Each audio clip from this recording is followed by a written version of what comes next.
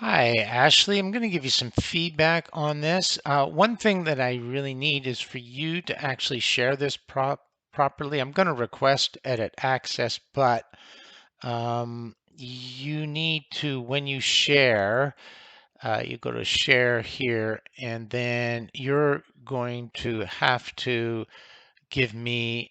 She says anyone with link, which is great, but you're going to have to give me editor status so I can give you feedback. Otherwise, I can't give you any feedback. So let's go back here, get a little dizzy. You've given me some rationale here, which I think is reasonable, but I do have some suggestion. By the way, if it makes it easier, if you just put that grade up there, well, I can't do it, right? Because I can't edit, but put it up here. Um, you have, I don't think you used the prompt here. You've given your own reflection, which is fine, but I would like you to use the prompt. And if you're going to do your own reflection, use the prompt, get the chat, copy the chat into a Google Doc, and then give me a link to the Google Doc telling me that it's your chat, because I want you to get used to using the chat in this case.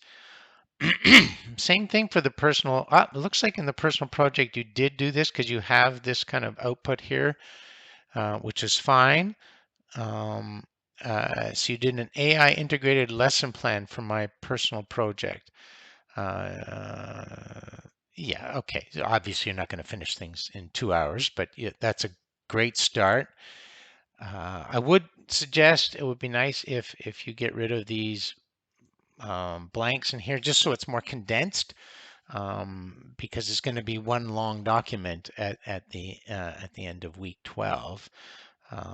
So you've got some steps. It would also be nice if you have a link to your actual personal project plan and document in a Google Docs, so that I have a sense with the because I was asking for a description and a plan in the original request.